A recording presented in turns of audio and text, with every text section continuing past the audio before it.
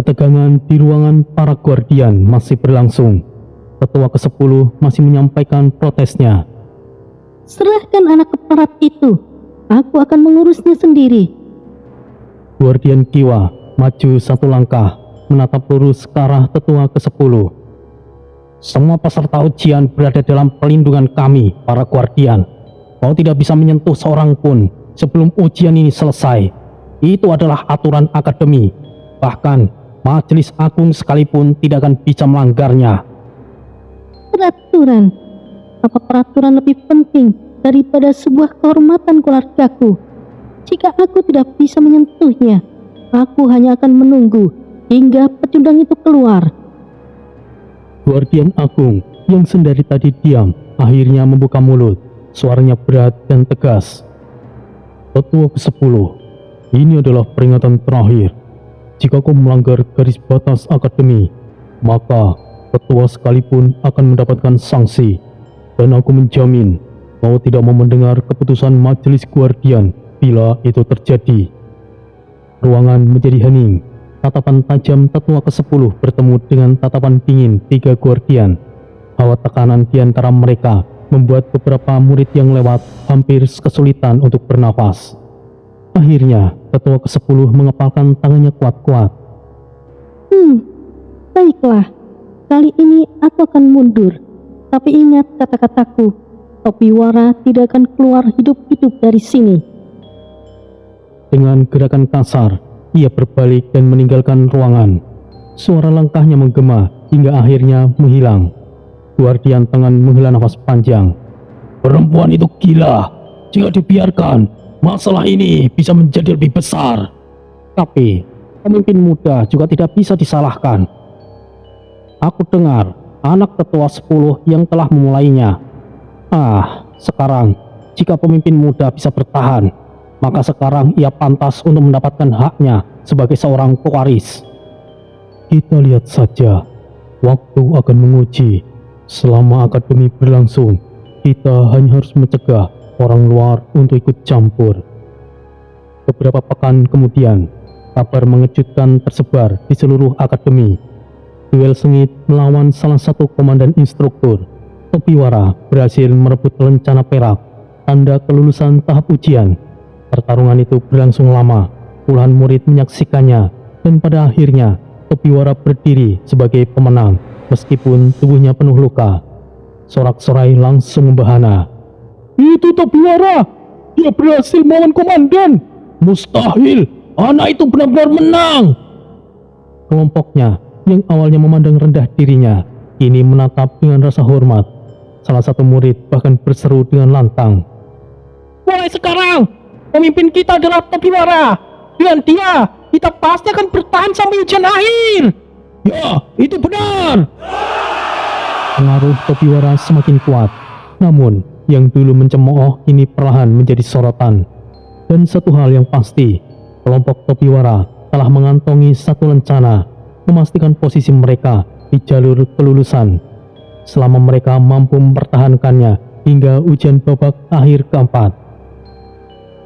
Sementara itu, tetua ke-10 masih merasakan jengkel. Langkah kakinya terdengar keras di jalan berbatu ketika ia meninggalkan gerbang Akademi Raksadipa. Wajahnya menegang, matanya menyala penuh amarah setelah perdebatan sengit dengan para guardian. Para murid yang berpapasan dengannya segera menundukkan kepala, tidak berani menatap secara langsung. Saat melewati persimpangan menuju distrik Raksadipa, seorang berdiri bersandar pada tiang kayu di bawah cahaya obor. Jubah panjang abu-abu dengan sulaman motif ular membuatnya langsung dikenali. Ia adalah Banu Ketra, tetua ke-9 dari cabang ke-9, spesialis racun. Banu tersenyum tipis, suaranya serak tapi terdengar sinis. Oh, tetua ke-10, kau terlihat murung.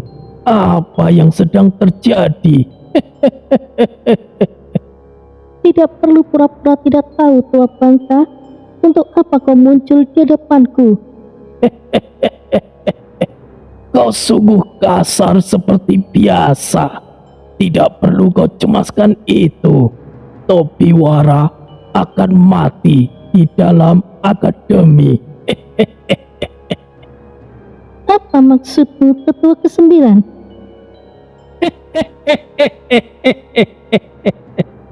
Mari kita ngobrol di tempat yang lebih nyaman. Keduanya akhirnya masuk ke sebuah kedai terkenal yang bernama Mindrat Farda, tempat favorit para tetua maupun instruktur untuk melepas penat. Bau daging panggang dan rempah tajam memenuhi ruangan. Suara obrolan ramai bercampur dentingan cawan logam. Pelayan segera menunduk dalam-dalam ketika melihat dua tetua itu masuk. Langsung menyiapkan meja khusus di ruangan samping yang lebih tertutup. Setelah memesan daging bakar dan arak pahit khas Raksadipa, percakapan kembali dimulai. Tetua ke-10, tidak hanya kau yang menginginkan pemimpin muda itu mati. Akademi Raksadipa adalah ajang eksekusi untuk bocah itu. Itulah sebabnya ujian kali ini dimulai lebih cepat. Katakan dengan jelas, Tetua 9, kenapa aku tidak tahu tentang ini? Cabangmu terlalu tertutup, Tetua ke-10. Bahkan terkenal sebagai cabang misterius.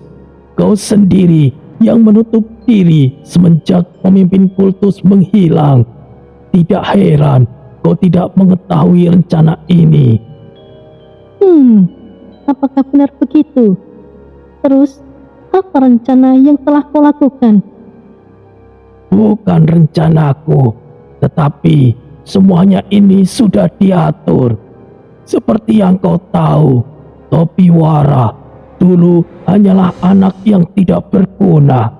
Bahkan rumor mengatakan bocah itu sudah mati. Mantan tetua ke-7 pun menghilang bersama dengan anaknya. Tapi tiba-tiba pemimpin muda itu muncul kembali, sehat dan bahkan menguasai seni bela diri tingkat tinggi.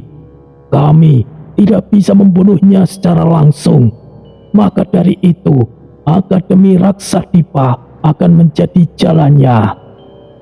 Apakah kau yakin anakku mampu menandingi pecundang itu? Sanat, anakku, memang tidaklah begitu pandai dalam seni bela diri.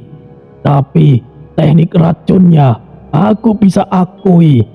Bahkan tetua lain sekalipun mengakui. Racun kami bukan untuk duel yang panjang. Cukup satu celah dan target akan tumbang. Lagi pula, bukan hanya Sanat. Anak-anak tetua lain juga menginginkan hal yang sama. Percayalah, Topiwara tidak akan keluar hidup-hidup. Tetua ke-10 menengguk araknya dan meletakkan cawannya dengan keras. Baiklah. Setidaknya aku bisa lebih tenang sekarang. Lalu, kapan anak-anak itu mulai beraksi, Tetua ke-9? Ujian keempat sudah dimulai. Aku dengar kabar pemimpin muda itu bahkan sudah mendapatkan rencana komandan instruktur. Apa? Itu mustahil. Kenapa bisa cepat sekali? Justru itulah yang menarik. Bocah itu bisa menjadi target lebih cepat. Semakin ia menonjol, semakin banyak yang mengincarnya. Jadi, mereka punya tujuan yang jelas, menyerang pemimpin muda itu sampai hancur. Tetua ke-10 akhirnya duduk kembali. Nafasnya masih berat. Perlahan, sebuah senyuman menyeringai muncul di bibirnya. Bagus. Aku menantikan pecundang itu mampus. Aku harap anak-anak itu tidak membunuhnya terlalu cepat.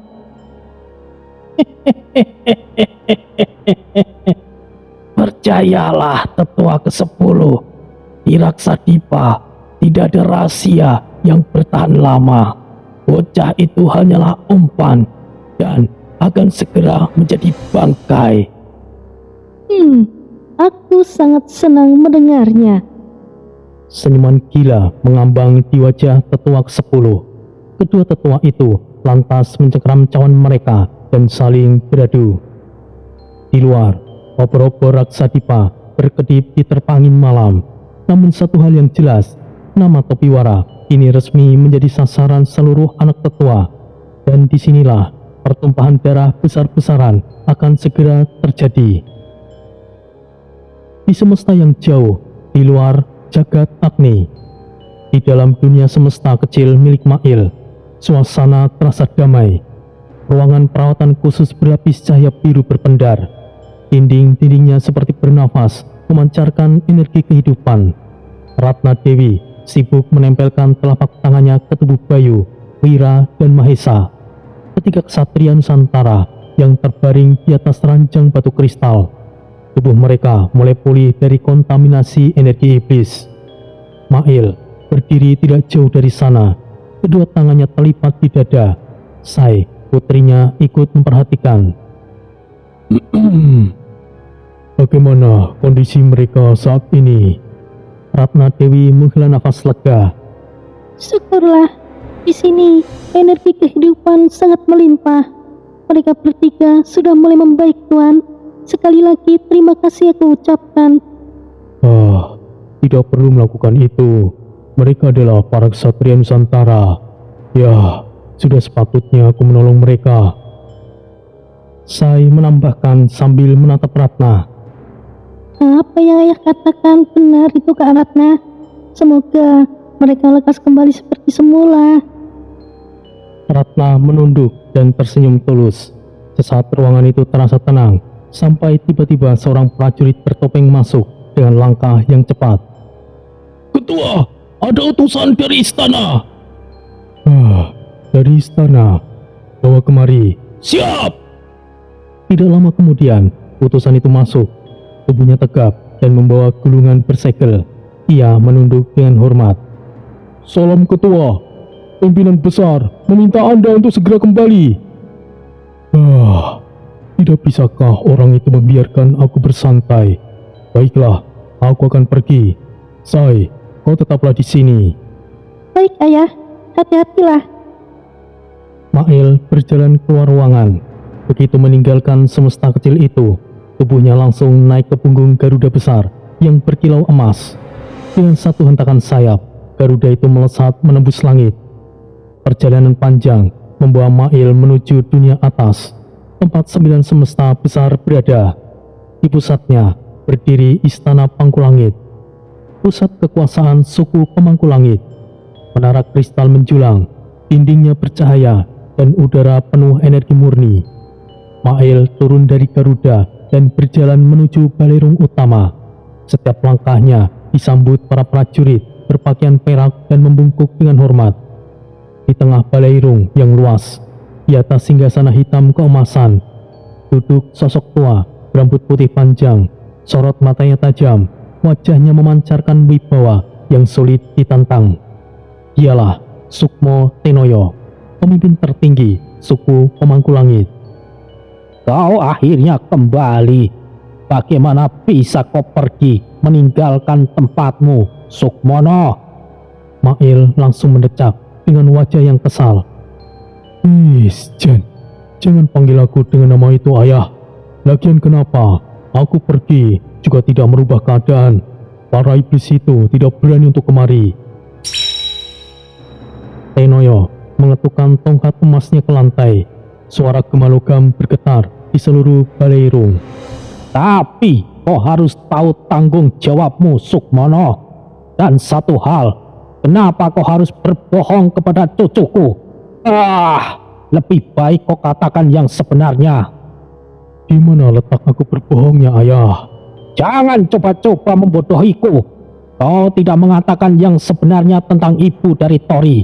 Apakah kau ingin dihajar anakmu suatu saat nanti?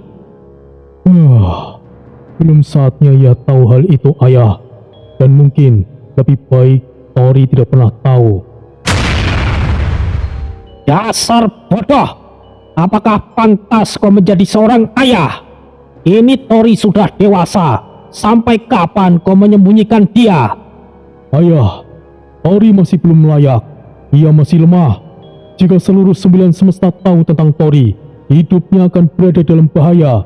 Biarkan ia tahu dengan sendirinya, ayah. Saat itu tiba, ia pasti sudah cukup kuat. Sukmono, kau terlalu keras kepala. Tapi ingat, rahasia tidak akan selamanya tersembunyi. Cepat atau lambat, kebenaran akan menghampiri anakmu sendiri. Jika itu terjadi, aku sendiri yang akan menghadapinya, ayah. Dan untuk sekarang, jangan paksakan aku. Baiklah, baiklah. Aku akan lihat sejauh mana kau bisa menahan semua ini. Tapi ingat satu hal, jangan sampai keputusanmu menjerumuskan Tori. Mail berbalik, berjalan meninggalkan Baleirung. Prajurit-prajurit kembali menunduk. Udara tegang perlahan mereda. Namun jelas, percakapan itu bukanlah akhir, melainkan awal dari persoalan yang jauh lebih besar. Kembali di Akademi Raksadipa. Malam itu, langit di Raksadipa diselimuti kabut tipis. Di dalam pavilion latihan rahasia milik cabang Daksina Badra, 10 obor menyala berjejer di dinding batu. Tempat itu biasanya digunakan untuk pertemuan strategi militer. Namun malam itu, fungsinya berubah menjadi ruang konspirasi. Piran Bioma, anak lelaki tertua pertama, berdiri di depan. Tubuhnya tegap dengan sorot mata yang tajam. Di sisinya berdiri pewaris cabang lain, Rudra Kemia, Sivani Falka, Ajrit Kandra, Devan Jala, Manis Niria, Samir Daskara, Parkas Karna, dan Sanat Ketra.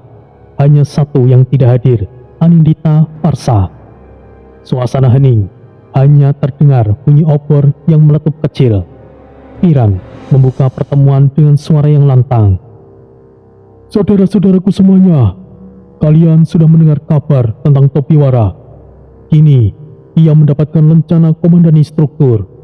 Tidak hanya itu, ia juga berani menodai kehormatan Anindita Farsa.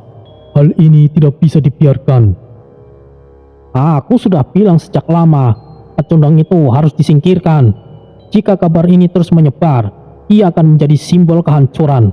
Orang-orang akan mulai membicarakannya. Itu berbahaya bagi semua cabang. Rudra Kemia berikan tanggapan. Kemudian, Sivani Falka mengangkat alis. Suaranya tenang namun sinis. Kabar tentang Anindita bahkan sudah sampai ke telinga para murid lain. Mereka percaya Topiwara benar-benar telah menyentuhnya. Jika itu benar, berarti dia lebih sadar pecundang. Dia penghinaan bagi kita semuanya. Devan Jala menghentakkan kakinya ke lantai. Berikan aku kesempatan. Aku dan beberapa murid akan menghabisinya malam ini. Rencana itu akan menjadi milik kita. Piran mengangkat tangannya dan menahan Devan. Jangan gegabah. Guardian masih berjaga di sekitar akademi. Jika kita menyerangnya secara terbuka, mereka akan tahu. Manis Niria menambahkan. Itu benar. Guardian Tangan dan Guardian Kiwa dikenal tidak mudah dibohongi. Tapi jangan lupa, kita punya banyak cara. Akademi ini penuh dengan celah. Seni bela diri bukan satu-satunya jalan. Informasi, racun, manipulasi, semua itu bisa digunakan. Serahkan saja padaku. Satu tetes racunku bisa membuat tubuhnya lumpuh. Ia tidak akan tahu kapan itu terjadi. Begitu tubuhnya melemah, kalian bisa masuk dan mengambil rencananya. Bukankah itu mudah? Sanat Ketra tertawa dengan lirih. Prakaskarna menatap Sanat dengan wajah yang serius. Jangan terlalu percaya diri, Sanat. Topiwara bukan pecundang biasa. Senjata miliknya cukup mematikan. Aku mendengar ia menggunakan tombak dengan kemampuan yang aneh. Samir Daskara yang sejak tadi diam akhirnya berbicara. Tombaknya bukanlah tombak biasa. Itu salah satu prototip pusaka yang pernah tercatat dalam penelitian cabang. Aku sendiri pernah membaca catatan tentang penyimpanan itu. Kalau benar ia menguasai teknik Demon Dragon Spear, maka itu akan menyulitkan kita semua. Suasana semakin tegang. Piran akhirnya bersuara lagi. Itulah sebabnya kita harus bergerak bersama. Aku sebagai putra tetua pertama akan memimpin operasi ini. Tidak ada yang boleh gagal. Target kita ada dua, merebut lencana dan memastikan Topiwara mati secara perlahan. Jika begitu, aku akan siapkan ramuan penahan stamina. Jika ia berhasil lolos dari serangan awal, ramuan itu akan membuat tubuhnya melemah perlahan. Tidak ada obat yang bisa menyembuhkannya dengan cepat. Kalau begitu, aku akan mengurus opini murid lain. Begitu Topiwara jatuh, kabar yang beredar hanyalah bahwa dia pecundang cabul yang pantas untuk mati. Dengan begitu, tidak akan ada yang simpati kepadanya. Sisanya biar aku yang urus. Begitu tubuhnya melemah, aku akan pastikan lehernya putus dalam satu tebasan. Prakas menambahkan dengan nada yang berat. Hei, jangan gegabah Devan. Tidak ada yang boleh membunuh di akademi. Lakukan dengan hati-hati. Topiwara mungkin harus mati, tapi setidaknya jangan mati di akademi. Itu benar, dan aku akan mengatur strategi penyergapannya. Kita tidak bisa menyerang sekaligus. Kita butuh skenario yang membuatnya terkepung tanpa bisa kabur. Aku hanya butuh satu kesempatan untuk menyentuhkan racunku padanya. Setelah itu, dia hanya menunggu ajalnya. Bagus, kita semua sepakat. Topiwara akan jatuh di ujian keempat. Rencana itu milik kita, dan setelah ia mati, tidak ada lagi yang bisa mempertanyakan siapa yang paling layak menjadi pemimpin muda di Raksadipa. Semua anak tetua saling menatap, dan senyum penuh ambisi mulai muncul satu persatu. Obor bergetar di terpa angin. Bayangan mereka memanjang di dinding, seolah-olah menggambarkan niat gelap yang akan segera dijalankan. Piran menghantam lantai dengan tongkat kayu yang telah ia bawa. Mulai malam ini, kita akan berburu Topiwara. Dan malam itu, di langit Raksadipa diliputi awan hitam yang pekat. Kilat sesekali menyambar jauh di barat, menimbulkan suara yang bergema hingga ke dasar akademi. Di dalam pavilion rahasia, setelah pertemuan ditutup, semua pewaris tetua bubar dengan rencana masing-masing. Namun, Piran Vyoma masih berdiri tegak, menatap api obor yang mulai meredup. Ia menoleh ke arah Senat Petra yang masih duduk santai, memainkan botol kaca kecil yang berisi cairan berwarna hijau pekat. Aku tidak akan mempertaruhkan harga diriku hanya karena satu pecundang. Topiwara tidak pantas membuat semuanya turun tangan bersamaan. Malam ini, kau yang akan bergerak lebih dulu, Sanat. Aku ingin melihat seberapa jauh racun keluargamu bisa bekerja. Tenang saja, Piran. Bocah itu tidak akan sempat bangun besok pagi. Aku akan bawa beberapa anak buahku. Mereka cukup ahli menyelinap. Dan yang terpenting, mereka tidak takut untuk mati. Jangan sampai kau gagal, Sanat. Kalau kau hanya akan membuatnya sedikit tergores dan tidak mati, maka dialah yang akan menertawakanmu. Jangan khawatir, aku tidak pernah gagal jika sudah menyiapkan racunku sendiri. Malam ini, asrama Topiwara akan berubah menjadi kuburan. Sementara itu di asrama Topiwara, asrama para peserta ujian dibangun dari batu hitam raksa, kokoh namun redup diterangi lentera minyak. Bangunan itu terletak di sisi timur akademi, cukup jauh dari aula utama, sehingga penjagaannya tidak seketat tempat latihan. Di dalam, Tori atau Topiwara bersama pengikut setianya tengah beristirahat. Mereka tidak sadar bahaya sudah mengintai. Di luar asrama, Sanat Petra bersama 6 anak buahnya dari cabang keluarganya berjongkok di kegelapan. Wajah mereka tertutup kain hitam yang menyisakan mata yang berkilat penuh niat membunuh. Senat berbisik, "Ingat, jangan buat keributan. Target utama adalah orang-orang sekitarnya. biarkan Tobiwara melihat bagaimana pengikutnya satu persatu tumbang. Baru setelah itu kita urus dia. Gunakan itu, asap racun yang tidak berbau. Begitu mereka hirup, tubuh mereka akan mati perlahan dari dalam. Salah satu anak buahnya, seorang ahli racun muda, menyalakan wadah tembaga kecil. Asap tipis kehijauan mulai merembes keluar, menyelinap pelan ke dalam celah jendela asrama. Di dalam asrama, salah satu pengikut Tobiwara sedang berjaga. Tiba-tiba ia merasakan pusing.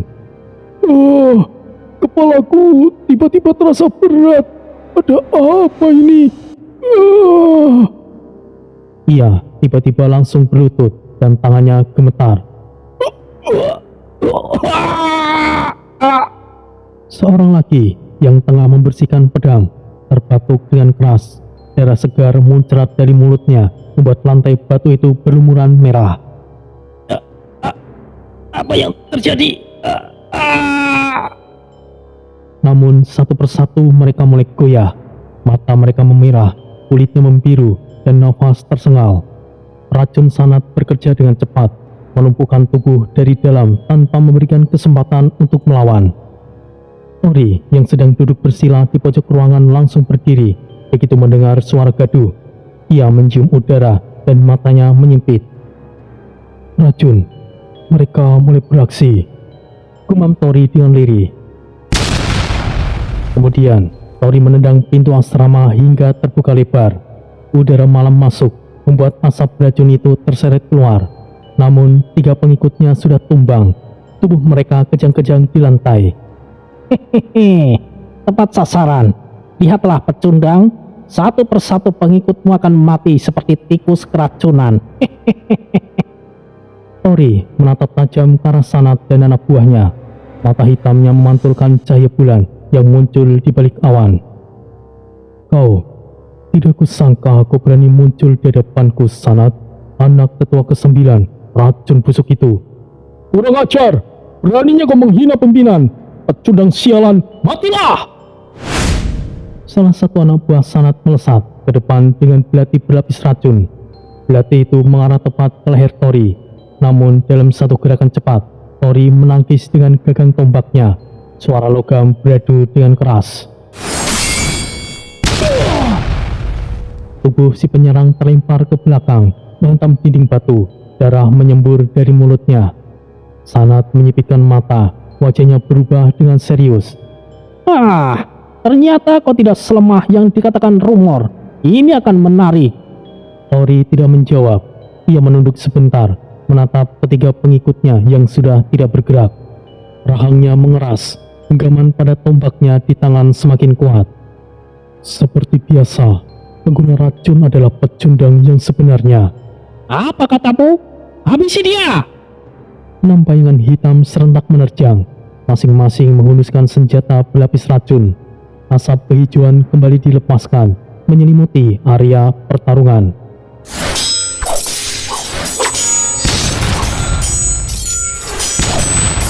Suara dentuman, tebasan, dan teriakan mulai memenuhi udara malam.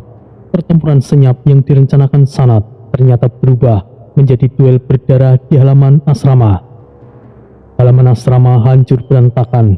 Udara malam yang sejuk ini bercampur bau menyengat dari racun hijau yang dilepaskan anak buah Sanat. Cahaya bulan tertutup awan, hanya cahaya lentera minyak yang bergoyang tertiup angin memperlihatkan bayangan tubuh yang bertarung. Tori berdiri di tengah lingkaran 6 lawan. Tombak peraknya diputar pelan, mata hitamnya menyala penuh amarah, tetapi tatapannya tetap tajam dan terukur. Sanat Petra terkekeh dari kejauhan. Ayo, remukan dia! Tunjukkan padanya, berani melawan darah keluarga kita. 2 anak buah Sanat pertama menerjang bersamaan. Salah satunya melompat dari atas dengan pedang pendek. Yang lainnya menusuk dengan senjata lain dan berlapis dengan racun. Tori menggeser kaki kirinya dengan setengah langkah, tombaknya berputar dengan horizontal. Baiklah, kita akan lihat siapa pecundang yang sebenarnya. Pedang pendek terpental, keris tertahan, lalu dalam satu putaran balik, ganggang tombaknya menghantam dada si penyerang dari bawah. Tubuhnya mental ke belakang, menghantam tiang kayu asrama. Dua lainnya datang dengan cepat. Salah satunya menyebarkan jarum beracun ke udara. Ratusan jarum berkilat hijau menghujani Tori. Namun, Tori memutar tombaknya membentuk dinding putaran. Suara logam beradu memenuhi udara. Semua jarum terpental seketika. Tori menginjak tanah dengan keras. Tubuhnya melesat ke depan. Ujung tombaknya menyambar dengan cepat. Satu anak buah Sanat terlempar jauh, jatuh dengan darah keluar dari mulutnya. Tiga sisanya tidak mundur. Mereka melancarkan serangan bersamaan. Dua di depan, satu menyelinap dari belakang dengan pisau belati hitam. Tombaknya turun menghantam tanah. Getaran keras membuat dua penyerang di depannya kehilangan keseimbangan. Tori memutar badan, tombaknya menyapu ke belakang. Belati lawan di belakang terpental, tubuhnya terhantam ke dinding batu. Sanat mulai berkeringat. Cih, pecundang ini, kenapa begitu sulit untuk ditumbangkan? Tori maju kembali, matanya semakin tajam. Ia menggerakkan tombaknya dengan cepat ke udara, menciptakan tekanan angin yang keras. Oh, hati-hati! Serangan itu menghantam dua penyerang tersisa, membuat tubuh mereka terpental ke tanah dan tidak berdaya. Sanat mundur setapak, semua anak buahnya tumbang, hanya tersisa dirinya.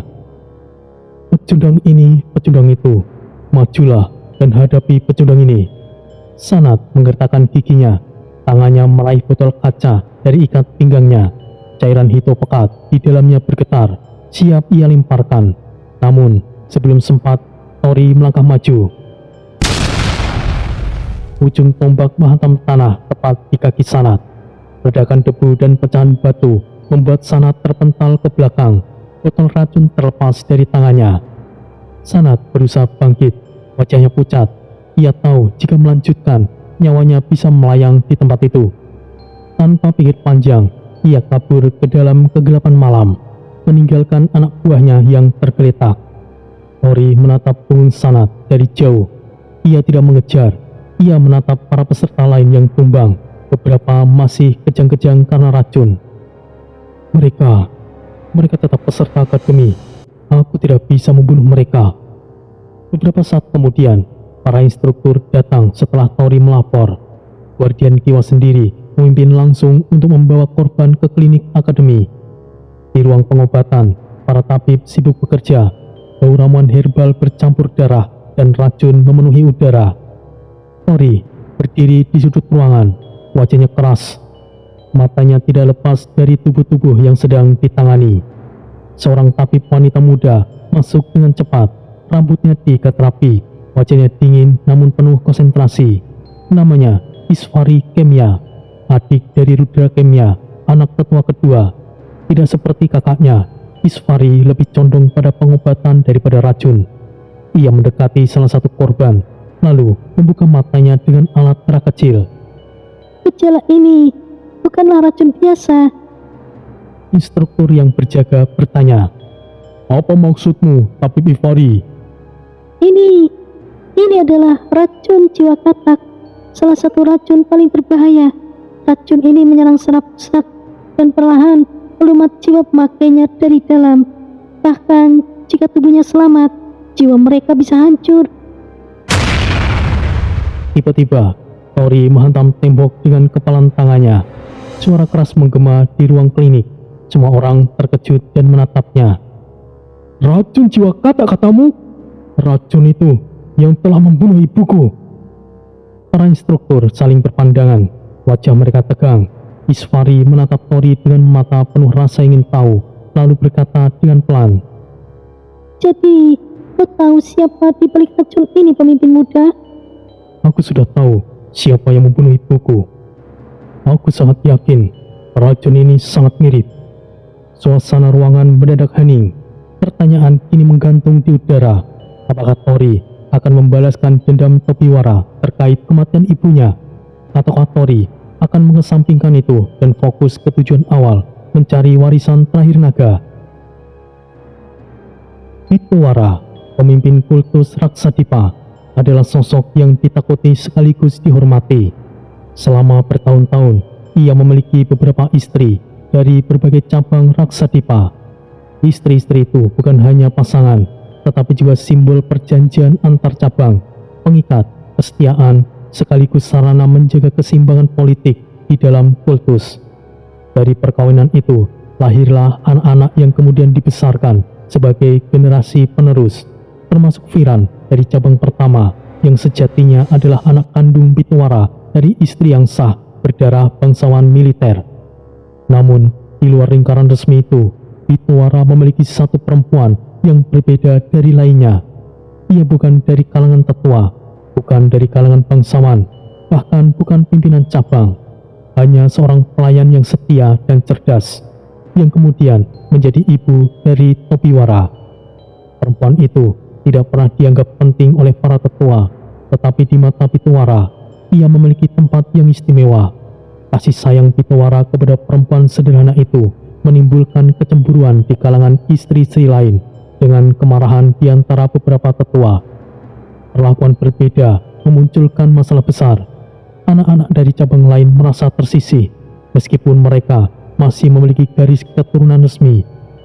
Sementara Topiwara yang lahir dari kalangan pelayan justru mendapatkan perhatian lebih dari pimpinan kultus dan dijadikan penerus Raksadipa. Ketegangan itu lama-kelamaan berkembang menjadi kebencian.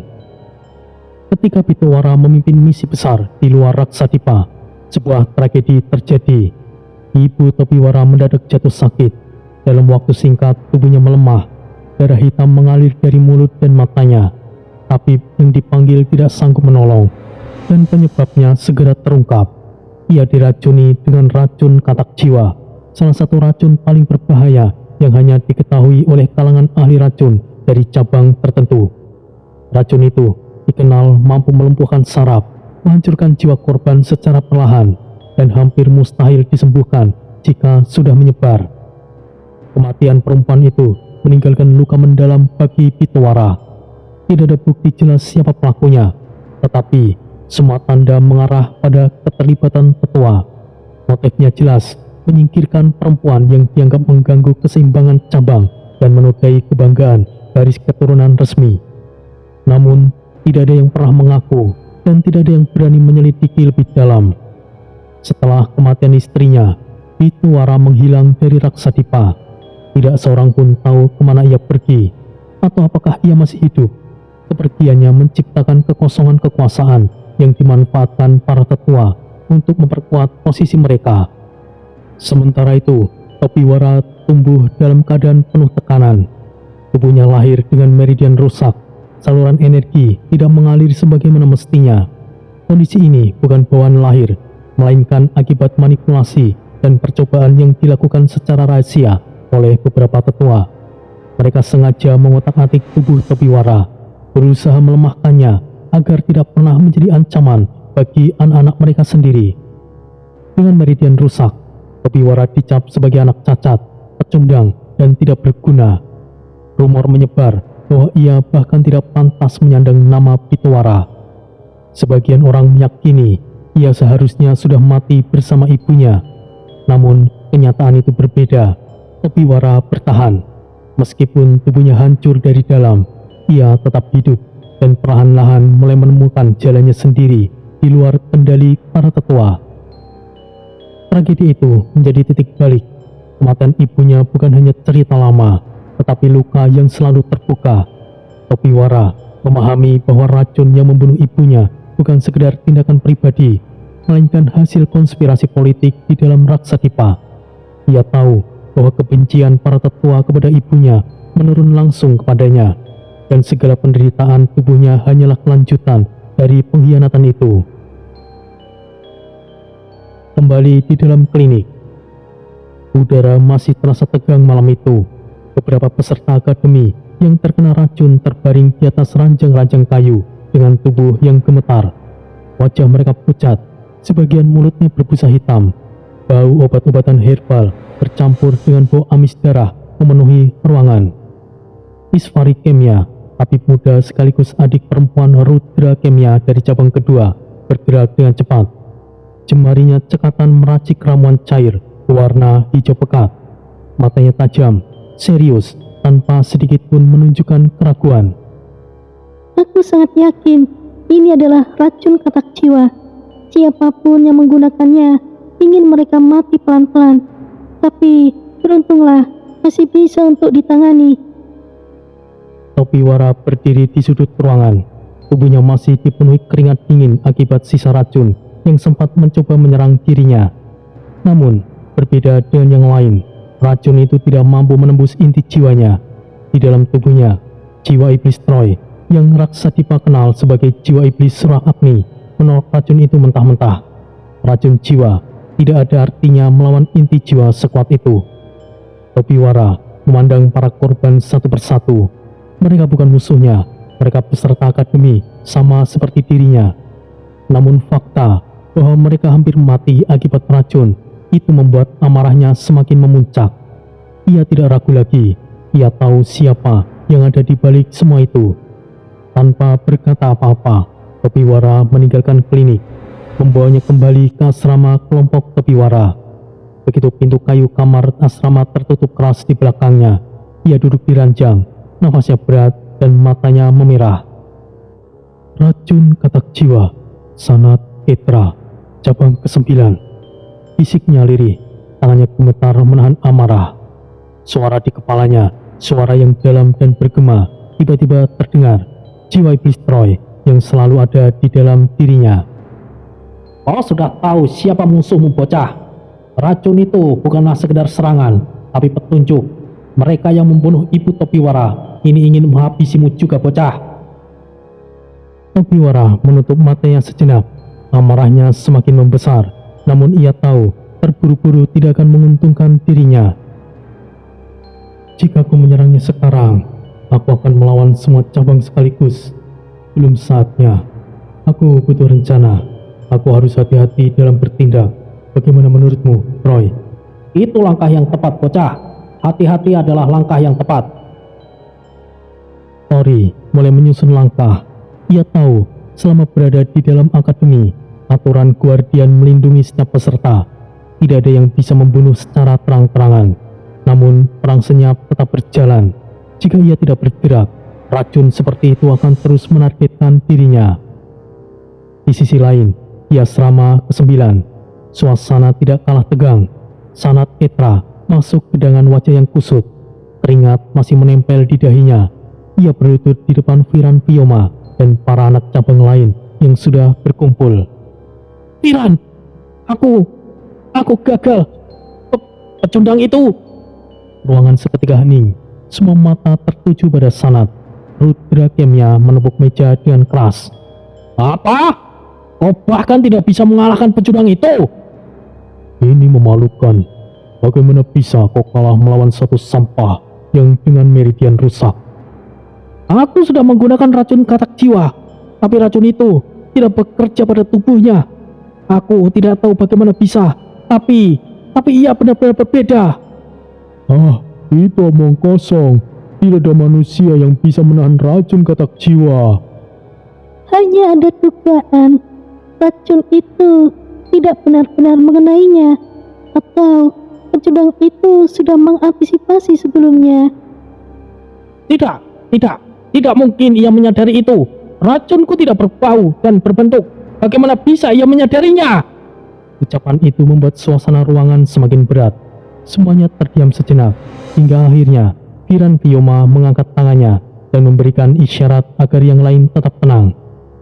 Cukup, Sanat memang gagal, tapi kita tidak akan gegabah. Topiwara bukanlah target yang sepele sekarang. Jika kita bergerak hanya karena satu orang, kita akan terlihat lemah. Itu merusak harga diri kita. Jadi, kita diam saja setelah ia mempermalukan kita. Tidak, tapi kita harus menunggu waktu yang tepat. Akademi Raksadipa masih panjang. Akan ada ujian-ujian lain. Mungkin akan ada arena resmi. Di sana, kita bisa menyingkirkannya tanpa melanggar aturan Guardian. itu jauh lebih terhormat daripada membunuhnya diam-diam. Aku siap menebus kesalahanku.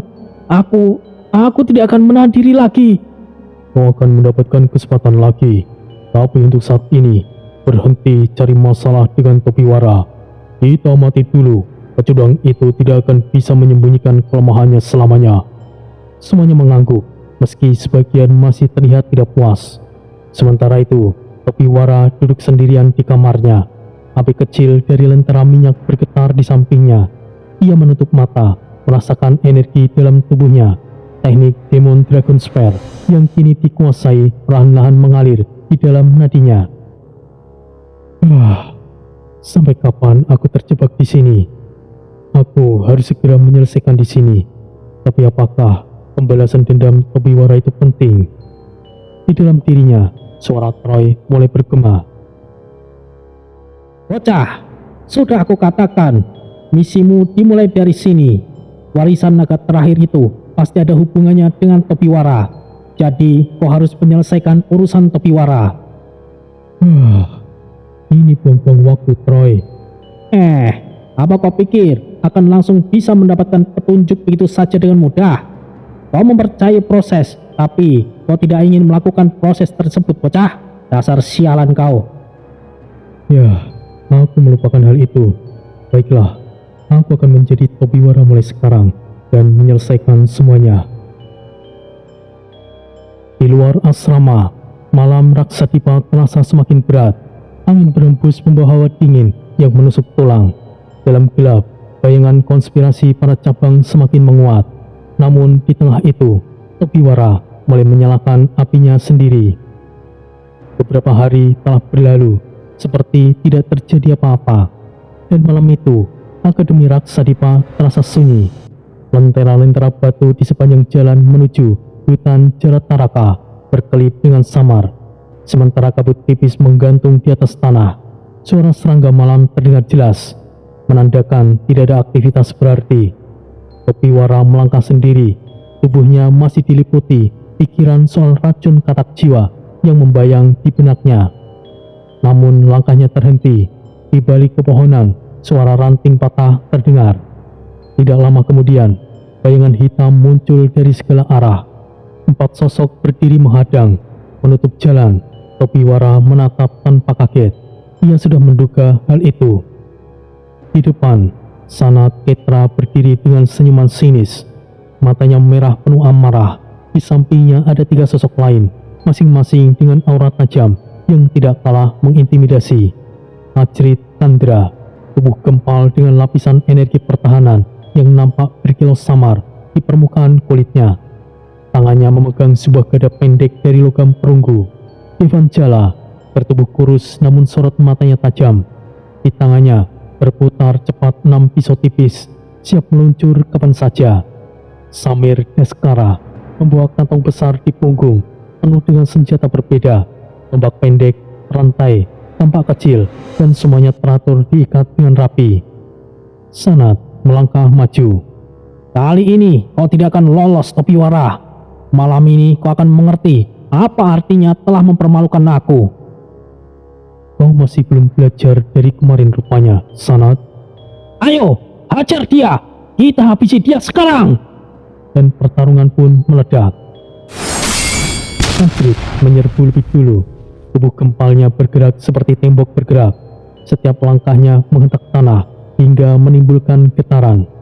Tobiwara melompat ke belakang, namun dari samping 6 pisau terbang dari Devan meluncur cepat, membentuk pola berbentuk jaring. Tobiwara memutar tubuhnya. Tombak panjangnya sudah berada di tangan. Dengan teknik dasar Demon Dragon Spear, ia menangkis pisau itu. Pisau-pisau memantul, namun 2 diantaranya berhasil menggores pundaknya. Darah mengalir tipis. Belum sempat bernafas, Samir menarik rantai berduri dari kantong senjatanya. Ia menghempaskannya ke arah Tobiwara. Tobiwara menangkis, tapi hantaman rantai itu menghancurkan sebuah pohon di belakangnya. Tobiwara terdorong ke belakang, kakinya menyeret tanah. Sanat tersenyum dengan puas. 4 lawan 1. Kau pikir bisa bertahan, pecundang? Tobiwara menyerang balik. tubuhnya melesat, tombaknya menyalakan energi merah gelap. Dengan Demon Dragon Spear tingkat keempat, ia menekan serangan Ajrit. Tubuh Ajrit terhuyung, tapi pertahanannya terlalu kuat, dan di sisi lain, Devan sudah melompat tinggi, belasan pisau meluncur ke segala arah. Tobiwara berputar, mengayunkan tombaknya. Pisau-pisau itu kembali terpental, tapi beberapa menembus perut dan lengannya. Darah menetes dan nafasnya mulai berat. Samir mendekat, kini dengan dua kampak kecil di tangannya.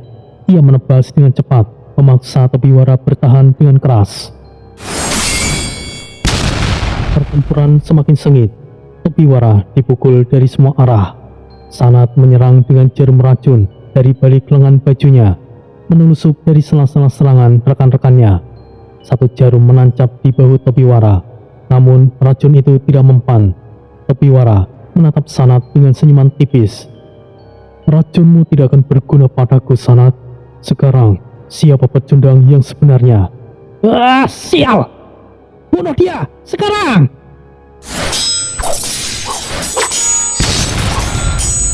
Napas Tobiwara semakin berat, tubuhnya penuh luka gores, darah membasahi bajunya, tapi matanya menyalakan cahaya merah pekat. Ia mengangkat tombaknya tinggi-tinggi. Ini akan sangat merepotkan. Baiklah, aku tidak akan menahan diri lagi kali ini. Energi hitam menyelimuti seluruh tubuhnya. Angin di sekitar berputar, dan pohon-pohon mulai bergoyang dengan keras. Tombak naga hitam, Imochi!